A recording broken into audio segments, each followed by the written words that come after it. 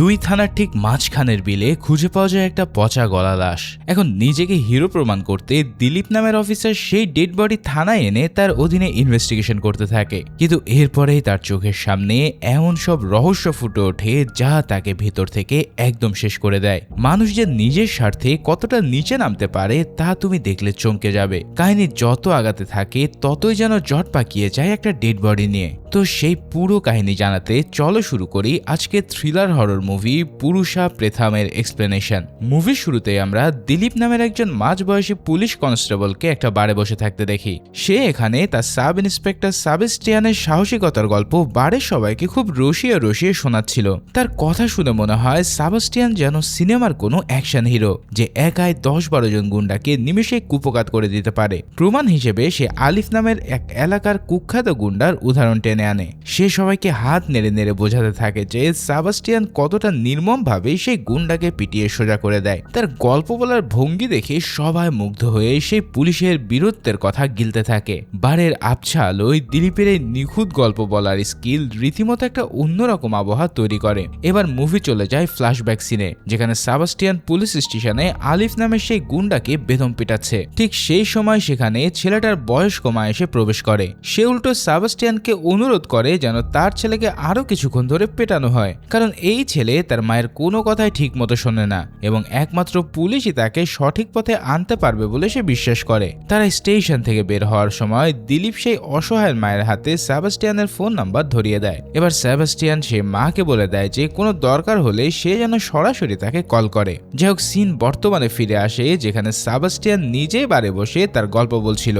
সে চারিপাশের লোকদের অত্যন্ত আত্মবিশ্বাসের সাথে বোঝানোর চেষ্টা করে যে সে কতটা সাহসী আর বেপরোয়া। কিন্তু ঠিক তখনই সেই কুখ্যাত গুন্ডা আলিফ তাকে ফোন করে একটা নির্জন জায়গায় দেখা করতে বলে। সেবাস্টিয়ান যখন নিজের গাড়ি নিয়ে তার বলা জায়গায় পৌঁছায় তখন চারিপাশের পরিবেশটা বেশ অদ্ভুত আর থমথমে হয়ে যায়। সে দেখতে পায় আলিফ সেখানে একা দাঁড়িয়ে নেই, বরং তার সাথে আরো বেশ কয়েকজন ভয়ঙ্কর মানুষ অপেক্ষা করছে।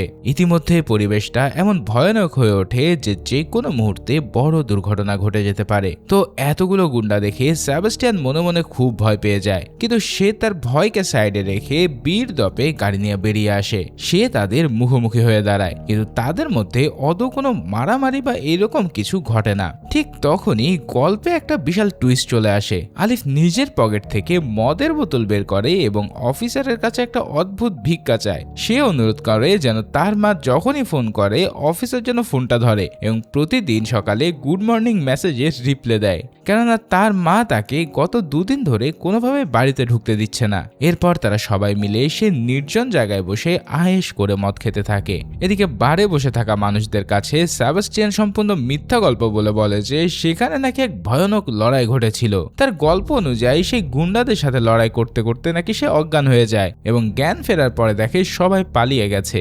আসলে সে মদ খেয়ে এতটাই মাতাল হয়ে পড়েছিল যে ঠিকমতো গাড়ি চালাতে না পেরে একটা কংক্রিট পিলারের সাথে ধাক্কা খায়। এর ফলে তার মাথা ফেটে অঝরের রক্ত বের হতে থাকে এবং এইটাকেই সে বীরত্বের চিহ্ন হিসেবে চালিয়ে দেয়। যাক, এদিকে পরের দিন সকালে নদীতে একটা পচা গলা অজ্ঞাত পরিচয়ের মৃতদেহ পাওয়া যায়। লাশটা থেকে এতই দুর্গন্ধ বের হচ্ছিল যে আশেপাশের বাতাস ভারী হয়ে ওঠে। তাই সেবাস্টিয়ানের উপরওয়ালা তাকে কল করে দ্রুতই সেই ক্রাইম সিনে যাওয়ার নির্দেশ দেয়। সে তাড়াতাড়ি স্নান করে বের হওয়ার একটা প্রস্তুতি নিচ্ছিল, কিন্তু ঠিক তখনই তার অসুস্থ মা তাকে গালি দিয়ে বলে যে সে যেন মাঝে মাঝে পরিবারের জন্য কিছুটা সময় বের করে। আসলে সেদিন তার মায়ের দেখাশোনা করার জন্য সুজাতা নামের যে নার্স ছিল সে একটু দেরি করে আসে। সুজাতা দেরি করে আসার কারণে সেবাস্টিয়ানের মেজাজ আরো বেশি খারাপ হয়ে যায়। তাই সে তাকে নির্দেশ দেয় যেন তার মাকে খুব ভালোভাবে সে স্নান করিয়ে দেয়। এরপর সেবাস্টিয়ান তার দল নিয়ে সেই হ্রদের কাছে পৌঁছে যায়। তারা সেখানে গিয়ে দেখে যে নদীর পানিতে ভাসতে থাকা সেই মৃতদেহটি একদম তাদের আর অন্য আর একটা থানার সীমানার মাঝামাঝি আটকে আছে।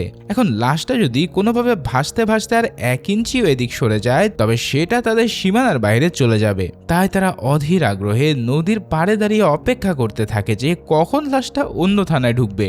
এদিকে অন্য এলাকার পুলিশরাও ঠিক একই কারণে নদীর পাড়ে নিজেদের প্রস্তুতি নিয়ে দাঁড়িয়ে থাকে। মানে পুরো পরিস্থিতি এমন হয়ে দাঁড়ায় যেন এই মৃতদেহ ঠিক করবে সে আসলে কার ঘাড়ে গিয়ে পড়বে। কিন্তু এখানে দুই থানার মানুষের মনে এক অন্য চিন্তা। সবাই আপ্রাণ প্রার্থনা করছে যে যেন এই পচা গলা লাশটা তাদের সীমানায় না ঢোকে। আসলে কেউই চায় না যে এই দুর্গন্ধযুক্ত মৃতদেহ নিয়ে সারাদিন ঘাটাঘাটি করে নিজেদের সময় নষ্ট করতে। তবে ঠিক সেই সময় সেখানে একটা ছোট্ট নৌকা এসে নদীর পানিতে কিছুটা ঢেউ তুলে দেয়। আর এই ঢেউয়ের ধাক্কায় সেই ফুলে ওঠা লাশটা ধীরে ধীরে সাবাস্টিয়ানদের এলাকাতেই ভেসে আসতে থাকে। এতে করে সাবাস্টিয়ানের টিমের সবার মুখ যেন নিমিষেই কালো হয়ে যায়। এখন ইতিমধ্যেই সেখানে কেশাবান নামের এক লোক এসে কোনো এক সুপারস্টারের মতন গ্র্যান্ড এন্ট্রি নেয়। সে অত্যন্ত সাবলীল ভঙ্গিতে নদীর সেই পচা পানিতে নেমে লাশের দিকে আগাতে থাকে। এরপর সে যখন লাশটাকে তুলে আনে তখন চারিদিকে রীতিমতো গন্ধে একদম অতিষ্ঠ হয়ে গেছে। এছাড়াও সে লাশের গায়ে কিলবিল করছে পোকা, আর যা দেখে সবার গা গুলিয়ে আসে। তবে দিলীপের তীক্ষ্ণ নজর লাশের দুর্গন্ধে নয়, বরং অন্য একটা অদ্ভুত জিনিসের দিকে আটকে যায়। সে খেয়াল করে যে লাশ উদ্ধারকারীর একজন এই মৃতদেহের আঙ্গুল থেকে সোনার আংটি খুলে নিয়ে নিজের মুখে ঢুকিয়ে ফেলেছে। ফলে দিলীপ খুব চালাকির সাথেই সেই লোকটাকে ধরে ফেলে এবং তার মুখ থেকে আংটিটা বের করে নেয়। কিন্তু ঠিক তখনই সে নিজের সততা ভুলে আংটিটা পুলিশের কাছে জমা দেয় না, বরং সে নিজেই তার কাছে লুকিয়ে রাখে। আসলে তার মনেও ঢুকে যায় চরম লোভ এবং এই মূল্যবান সম্পদ সে কোনোভাবে হাতছাড়া করতে চায় না। এরপর দিলীপ সেই লাশটাকে নিয়ে সোজা চলে যায় পোস্টমর্টম করতে।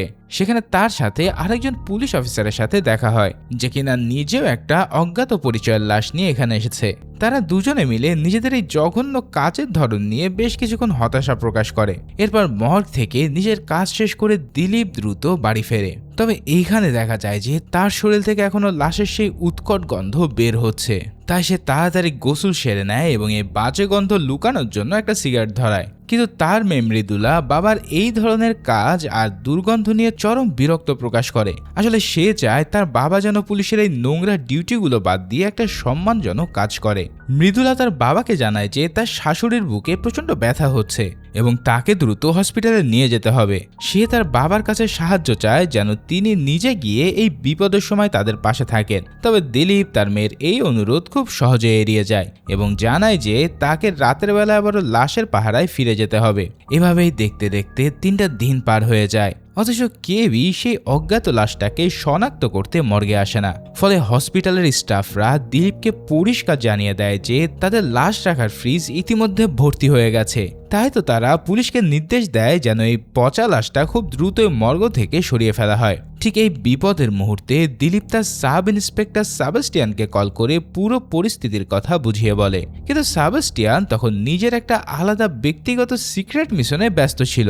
আসলে সে বসির নামের একজন স্থানীয় গুন্ডার বাড়িতে তার এক নারী সঙ্গীকে নিয়ে আশ্রয় নেয়। সেবাস্টিয়ান সেই গুন্ডার মায়ের কাছে মেয়েটাকে নিজের স্ত্রী হিসেবে মিথ্যা পরিচয় দেয়। এরপর সেবাস্টিয়ান ফোনে দিলীপের কথা শুনে তাকে নির্দেশ দেয় যেন সে নিজে বডি সৎকারের একটা ব্যবস্থা করে ফেলে, কারণ সে নিজে এখন এই ঝামেলায় জড়াতে চাইছে না এবং তার ব্যক্তিগত কাজটাকে সে বেশি গুরুত্ব দেয়। এবার দিলীপ একাই লাশের দায়িত্ব নিয়ে কি করবে সেটাই হয়ে দাঁড়ায় গল্পের পরবর্তী রহস্য। তুমি কি ভাবতে পারো একজন পুলিশ অফিসার নিজের দায়িত্ব এড়াতে কতটা নিচে নামতে পারে?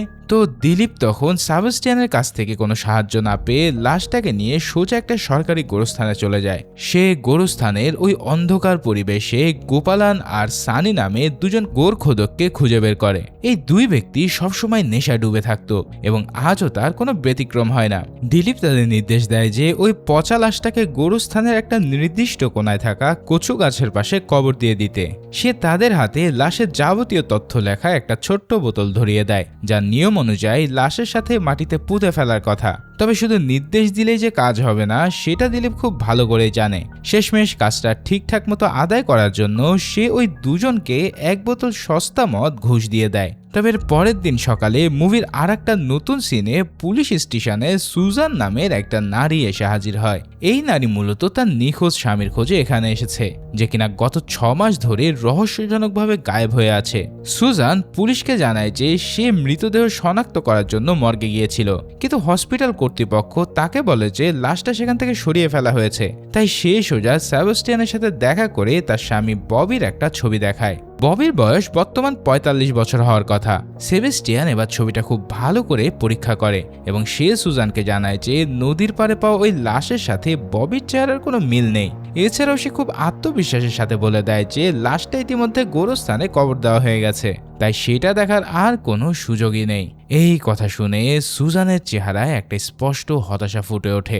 এই হতাশা দেখে সেবাস্টিয়ান তাকে তার স্বামীর নিখোঁজ হওয়ার পিছনের বিস্তারিত ঘটনা খুলে বলতে বলে। জবাবে সুজান জানায় যে একদিন রাতে ববি হঠাৎ করেই তাকে ঘরে তালাবদ্ধ করে বাইরে বেরিয়ে যায়। বাইরে যাওয়ার সময় ববি শুধু একটা সাধারণ টর্চ লাইট সাথে নিয়েছিল, কিন্তু 2 ঘন্টা পার হয়ে গেলেও সে আর ঘরে ফিরে আসেনি। এখন স্বামীর এই অদ্ভুত আচরণের কারণে সুজান খুব ভয় পেয়ে যায় এবং বাধ্য হয়ে নিজের ভাইকে ফোন করে বিপদের কথা জানায়। তার ভাই দ্রুত সেখানে এসে ঘরের তালা ভেঙে তাকে উদ্ধার করে। আর এরপর থেকেই ববির আর কোনো খোঁজ পাওয়া যায় না। এই পুরো ঘটনা শোনার পরেও সেবাস্টিয়ান সুজানের কোনো কথা খুব একটা গুরুত্ব দেয় না। আসলে সেবাস্টিয়ানের ধারণা হয় যে সুজান অযথায় একটা অচেনা লাশকে নিজের স্বামী বলে দাবি করছে। বরং সেবাস্টিয়ান তাকে পরিষ্কার জানিয়ে দেয় যে ওই লাশটা কোনোভাবেই তার স্বামীর হতে পারে না এবং সে চাইলে অন্য থানায় গিয়েও খোঁজ নিতে পারে। এই কথা শুনে সুজান বেশ অপমানিত বোধ করে এবং নিজের আইনজীবীকে সাথে নিয়ে আবারও থানায় ফিরে আসে। তার আইনজীবী এসে পুলিশকে আইনের নিয়ম কানুন মনে করিয়ে দেয়। সে দাবি করে যে লাশ নিজের চোখে দেখা সুজানের আইনি অধিকার। সে যুক্তি দেখায় যে একটা অজ্ঞাত পরিচয় লাশকে নিয়ম অনুযায়ী অন্তত 7 দিন মর্গে রাখা উচিত, কিন্তু পুলিশ মাত্র 4 দিনের মাথায় সেটাকে কবর দিয়ে মস্ত বড় বেআইনি কাজ করেছে। কিন্তু সেবাস্টিয়ান নিজের যুক্তিতে অনড় থাকে। সে হসপিটালের অনুরোধের দোহাই দিয়ে খুব বাজেভাবে তাদেরকে থানা থেকে বের করে দেয়। ফলে সুজান বুঝতে পারে যে এই অহংকারী পুলিশের সাথে স্বাভাবিক কোনো কথাই কাজ আদায় হবে না। তাই সে নিজের অধিকার ফিরে পাওয়ার জন্য এবার একটা অন্য আইনি রাস্তা খোঁজার সিদ্ধান্ত নেয়। তাই তো সে নিজের স্বামীর লাশ দেখার জন্য সরাসরি হাইকোর্টে একটা পিটিশন দিয়ে দেয়। এবার এই মামলার খবর পেয়ে সেবাস্টিয়ানের উপর মহল তাকে জরুরি ভিত্তিতে দেখা করার জন্য তলব করে। এরপর পুরো ঘটনা নিয়ে তারা মারাত্মক রকম ক্ষোভ প্রকাশ করতে থাকে। সে সেবাস্টিয়ানকে পরিষ্কার জানিয়ে দেয় যে সুজান যেহেতু সরাসরি আদালতে গেছে, তাই তাদের এখন আদালতে আইনি প্রক্রিয়ার ভিতর দিয়ে যেতে হবে। এর ফলে সরকারি খরচে এখন ওই কাদামাখা গোরস্থান খুলে লাশটা বের করে সুজানের সামনে শনাক্তর জন্য তাকে উপস্থিত করতে হবে। এবার এই নির্দেশনা শোনার পর সেবাস্টিয়ানের মাথায় যেন আকাশ ভেঙে পড়ে, কারণ সে খুব ভালো করেই জানে যে এই বৃষ্টির দিনে কাজটা করা কত ঝামেলার। মানে চিন্তা করো, বৃষ্টি স্নাত রাতে তোমাকে তুলতে হবে এক পচা গলা লাশ। ঠিক এমন জায়গায় যদি তোমাকে দিয়ে দেওয়া হতো তাহলে তুমি কি করতে? যাই হোক, হাইকোর্টের নির্দেশনা আসার পর সেবাস্টিয়ানের আর কোনো উপায় থাকে না। সে তার পুরো দলবল নিয়ে ওই গোরস্থানে উপস্থিত হয় যেখানে সে লাশটা চাপা দিয়েছিল। এই কাজে তাদের সাথে যোগ দেয় ম্যাজিস্ট্রেট, সরকারি সার্জন এবং খোঁড়াখুড়ির জন্য এক বিশাল জেসিবি মেশিন। কিন্তু গোরস্থানের বর্তমান অবস্থা দেখে সবার চোখ কপালে উঠে যায়, কারণ টানা কয়েকদিনের প্রবল বৃষ্টিতে পুরো এলাকা পানিতে তলিয়ে গিয়ে একটা ভয়ঙ্কর জলাভূমিতে পরিণত হয়েছে। চারিপাশে থ্যাক থেকে কাদা আর অসংখ্য জংলি কচু গাছ দেখে বোঝার উপায় নেই যে ঠিক কোথায় তারা সে লাশটাকে কবর দিয়েছিল।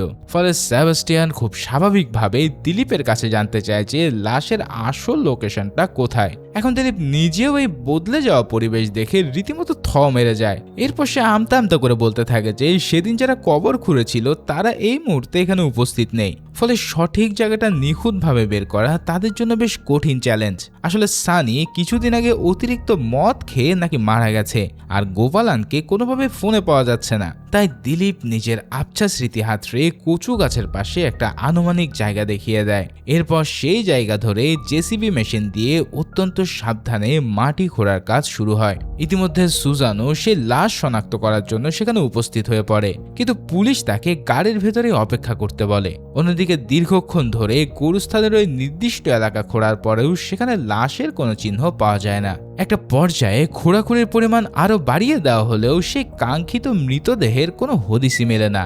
এই ঘটনায় সেখানে উপস্থিত সরকারি কর্মকর্তাদের ভিতরে একটা চাপের সৃষ্টি হয়। কিন্তু ঠিক তখনই গল্পে একটা বিশাল ধাক্কা আসে যা সবার পায়ের নিচ থেকে মাটি সরিয়ে দেয়। এখানে দেখা যায় মাটির নিচে লাশের বদলে শুধু কাদা আর পানি ছাড়া কিছুই নেই। এতে সেবাস্টিয়ান খুব ভালো করে বুঝতে পারে যে নিশ্চয়ই এখানে মারাত্মক কোনো গন্ডগোল পেয়ে গেছে। সে দিলীপকে আড়ালে ডেকে নিয়ে প্রচন্ড ধমক দেয় এবং জানতে চায় যে সেদিন রাতে আসলে কি ঘটেছিল। এদিকে সুজান দীর্ঘক্ষণ গাড়িতে বসে থেকে বুঝতে পারে যে পুলিশ হয়তো কিছু একটা লুকানোর চেষ্টা করছে, তাই সে সোজা খোঁড়াখুড়ির জায়গায় চলে আসে এবং পুলিশদের সরাসরি জিজ্ঞেস করে যে লাশের আসলে হয়েছেটা কি। সুজান রাগের মাথায় এমন অভিযোগ করে বসে যে পুলিশ হয়তো টাকার লোভে লাশটাকে কোনো প্রাইভেট মেডিকেল কলেজে বিক্রি করে দিয়েছে। এখন এই মারাত্মক অভিযোগ শুনে সেবাস্টিয়ানের মাথা পুরোই গরম হয়ে যায়, তাই সে এবার দিলীপের উপরে প্রচন্ড ফেটে পড়ে। তখন দিলীপ বাধ্য হয়ে স্বীকার করে যে সেদিন সে লাশ দাফন করার শেষ সময় পর্যন্ত গোরস্থানে থাকেনি, কেননা তার মেয়ের শাশুড়ির বুকে নাকি হঠাৎ ব্যথা ওঠায় সে ওই লাশটা ওই দুই মাতালের কাছে রেখে সেখান থেকে চলে যায়। এখন এই চূড়ান্ত দায়িত্বহীনতার কথা শুনে সেবাস্টিয়ান রাগে হিতাহিত জ্ঞান হারিয়ে ফেলে। সে দিলীপকে সবার সামনে জঘন্য ভাষায় অপমান করতে থাকে, যা ওই বয়স্ক কনস্টেবলের জন্য চরম লজ্জার কারণ হয়ে দাঁড়ায়। এই অপমান আর মানসিক চাপ সহ্য করতে না পেরে দিলীপ হঠাৎ করে বুকে হাত দিয়ে মাটিতে লুটিয়ে পড়ে। যদিও উপস্থিত সবাই প্রথমে মনে করে যে হয়তো মারাত্মক হার্ট অ্যাটাক হয়েছে, তবে পরবর্তীতে জানা যায় যে এটা মূলত তার সকালবেলার ভুলভাল নাস্তা করার কারণে হওয়া এক তীব্র গ্যাস্ট্রিকের ব্যথা। যাই হোক, লাশ গুম হয়ে যাওয়ার পর এই বিশাল কেলেঙ্কারি খুব দ্রুতই পুলিশের ঊর্ধ্বতন কর্মকর্তাদের কাছে পৌঁছে যায়, যার ফলে পুরো পুলিশ ডিপার্টমেন্টের ভিতরে শুরু হয় এক বিশাল আলোড়ন। এরপরে পুরো ঘটনা নিয়ে আদালতে একটা বিশাল শুনানিরও আয়োজন করা হয়। সরকারি আইনজীবী পুলিশকে বাঁচানোর জন্য দাবি করে যে প্রবল বন্যার কারণে হয়তো লাশটা পানিতে ভেসে গিয়ে সরাসরি সমুদ্রে চলে গেছে, কিন্তু বিচারক এই অদ্ভুত খোঁড়া যুক্তি মানতে একদম নারাজ, যার ফলে তিনি পুরো গোরস্থানের নিখুঁত ডাটাবেস জমা দেওয়ার একটা কড়া নির্দেশ দেয়। এখন তদন্তের জন্য একজন তরুণ এবং অত্যন্ত কড়া এসিপি অফিসারকে দায়িত্ব দেওয়া হয়, যে এই পুলিশের গাফিলতি নিয়ে একটা কঠোর অবস্থানে যাবে। সে কোনো মিথ্যা যুক্তিতর্ক না শুনে সরাসরি সেবাস্টিয়ান এবং দিলীপ দুজনকেই তাদের চরম দায়িত্ব জ্ঞানহীনতার দায়ে চাকরি থেকে সাসপেন্ড করে দেয়। সে খুব তীক্ষ্ণ ভাষায় জানতে চায় যে এমন স্পর্শকাতর লাশ দাফনের সময় সে নিজে কেন উপস্থিত ছিল না। এরপর তিনি দিলীপকেও জেরা করেন এবং আসল কবরখোরদের খুঁজে বের করার নির্দেশ দেয়। এই চরম বিপদের মুহূর্তে দিলীপ তার লুকিয়ে রাখা সে সোনার আংটিটার কথা মনে করে মারাত্মক ভয়ে শিউরে ওঠে। সে চুপি চুপি বাথরুমে গিয়ে চেক করে দেখে যে লাশের আঙ্গুল থেকে চুরি করা সেই আংটিটা সে এখনো খুব সযত্নে লুকিয়ে রেখেছে। এখন নিজের এই চুরির কথা যদি জানাজানি হয়ে যায় তাহলে তার কপালে জেলের ভাত জুটবে, এটা তো কনফার্মই। এবার সেবাস্টিয়ান আর দিলীপ মরিয়া হয়ে ওঠে সে হারিয়ে যাওয়া লাশে উদ্ধারের জন্য, কেননা তাদের চাকরি এখন ঝুলছে এর উপর। এদিকে তারা জানতে পারে যে সানি মারা গেছে, তাই বাকি থাকলো শুধু গোপালান, যার ফলে পুরো এলাকা তারা চষে ফেলে এক মাতাল লোকের কাছ থেকে জানতে পারে যে গোপালান গোরস্থানের আশেপাশেই ঘোরে। এটা শুনে রাতের অন্ধকারে পুলিশ গোপালানকে হাতে নাতে ধরে ফেলে, আর এখানে তাকে প্রচুর পরিমাণ জিজ্ঞাসাবাদ করা হয়, কিন্তু মাতাল অবস্থায় থাকার কারণে গোপালান সব কথা যেন উল্টাপাল্টা জবাব দিতে থাকে। তবে পুলিশ যখন হ্রদে পাওয়া সেই পচাগোলা লাশের কথা বলে তখন গোপালানের আধো অচেতন মাথায় ধীরে ধীরে সব স্মৃতি ফিরতে থাকে। সে বলে যে লাশটাকে আসলে সানি কবর দিয়েছিল, কিন্তু সে তো এখন বেঁচে নেই। এখন গোপালনের মুখ থেকে আরো কথা বের করার জন্য পুলিশ তার মধ্যে লেবুর রস মিশিয়ে দেয়, যাতে তার নেশাটা কিছুটা কেটে যায়। আর এভাবে পরের দিনে শুরু হয় আবারও সেই নরক যন্ত্রণা, গোরস্থানের কাদা খুঁড়ে মৃতদেহদের হাড়গোড় উদ্ধার করা। এভাবে কয়েকটা মাস পার হয়ে যাওয়ার পর সেবাস্টিয়ানকে দেখতে পুরো বিধ্বস্ত মনে হয়। তাকে সাসপেন্ড করা হয়েছে। বাড়িতে তার মায়ের নার্স সুজাতা এসে বেতন বাড়ানোর জন্য নিয়মিত ক্যাচক্যাচ করে। এছাড়াও তার মায়ের সারাদিন গালিগালাজ করা তো আছেই। এদিকে সুজাতা অভিযোগ করে যে সেবাস্টিয়ান নাকি সারাদিন টিভি দেখে আর মোবাইলে ফ্লার্ট করে সময় কাটায়। সেবাস্টিয়ান তার জমানো সব টাকা শেষ করে ফেলায় এখন প্রায় নিঃস্ব।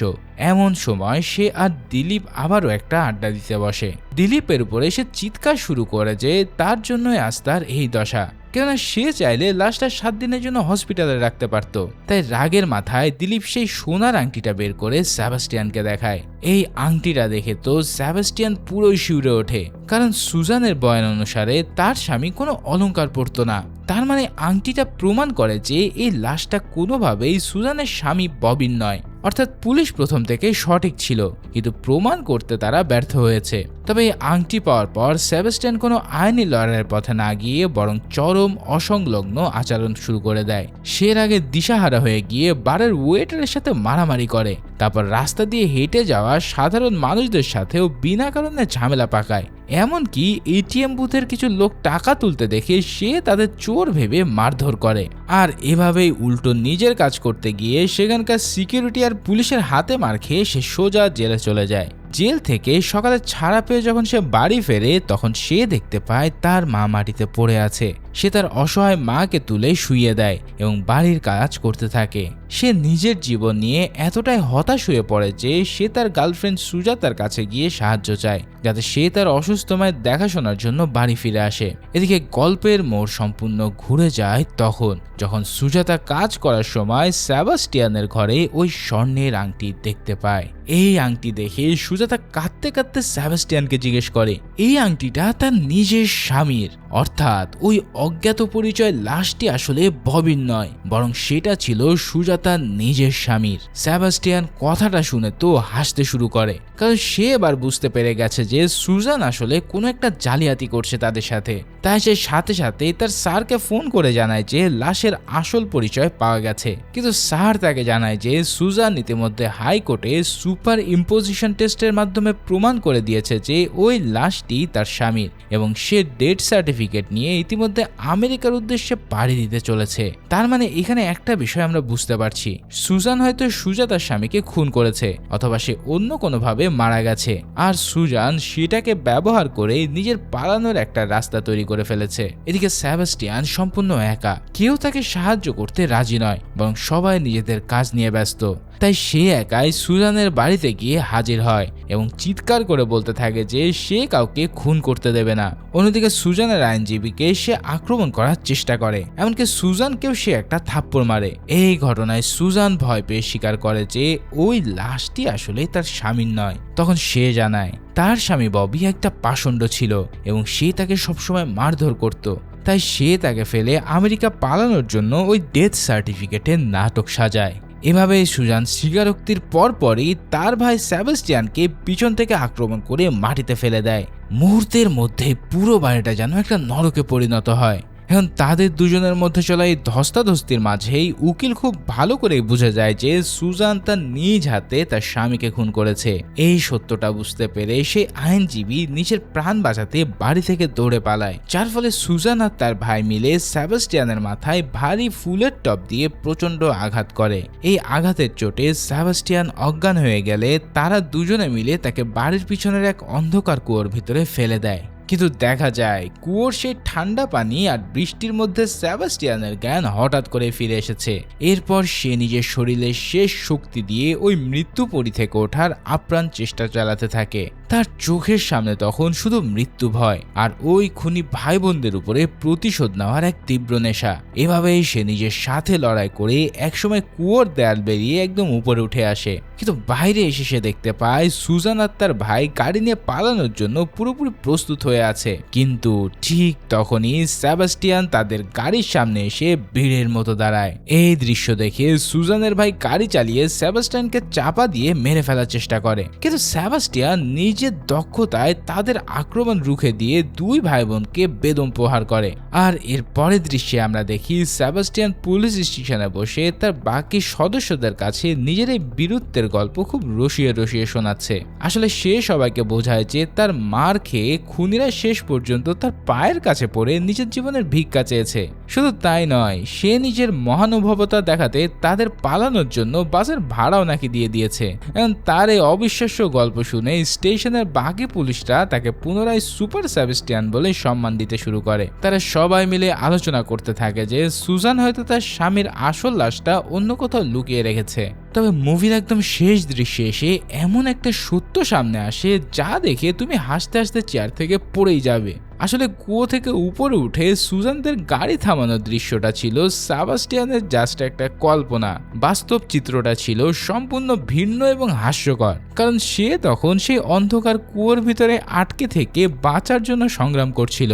আর ঠিক সেই মুহূর্তে দিলীপ এসে কুয়োর উপর থেকে উঁকি দিয়ে তাকে দেখে ফেলে।